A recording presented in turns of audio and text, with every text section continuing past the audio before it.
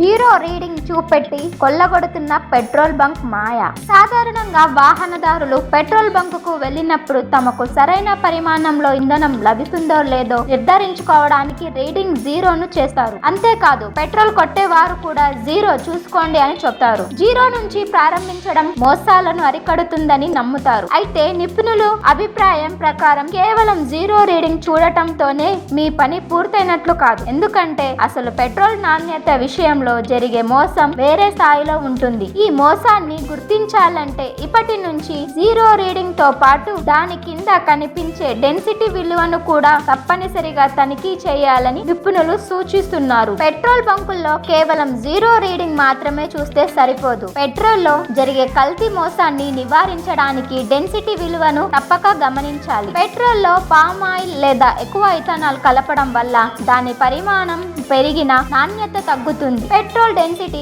720 నుండి 775 వరకు ఉండాలి. డీజిల్ డెన్సిటీ 820 నుండి 870 వరకు ఉండాలి. ఈ పరిమితులకు మించి ఆ ఇంధనం కల్తీ చేయబడినది అని అర్థం చేసుకోవాలి. కొన్ని పెట్రోల్ బంకుల్లో పెట్రోల్ లేదా డీజిల్ కొట్టించుకున్నప్పుడు మీ వాహన మైలేజీ తక్కువగా వచ్చి 2-3 రోజులకి అయిపోతుండగా వేరే బంకుల్లో పట్టిస్తే 4 నుంచి 5 రోజులు వస్తుందని మీరు గమనించి ఉండవచ్చు. దీని వెనుక ఉన్న ప్రధాన కారణం ఇంధనంలో కల్తీ చేయడమే. పెట్రోల్ బంకు యాజమానులు ముఖ్యంగా మోసాలకు పాల్పడేవారు. ఇలా కల్తీ చేయడం వల్ల పెట్రోల్ క్వాంటిటీ పెరుగుతుంది. దీంతో వారు తక్కువ నాణ్యత గల ఎక్కువ పెట్రోల్ ను అధిక ధరకు అమ్మి అక్రమంగా లాభాలు గడిస్తున్నారు. ఈ కల్తీ ఇంధనం వల్ల వాహనంలో ఇంజిన్ సామర్థ్యం తగ్గిపోతుంది, మైలేజీ పడిపోతుంది. క్రమంగా ఇంజిన్ కు నష్టం వాటిల్లి బండి తరచూ రిపేరుకు వెళ్లాల్సి వస్తుంది. పెట్రోల్ బంకు యజమానులు చేసే ఈ మోసాన్ని మనం సులభంగా కనిపెట్టవచ్చు. డెన్సిటీ అనేది ఇంధనం సాంద్రతను తెలియజేస్తుంది. ఈ సాంద్రతకు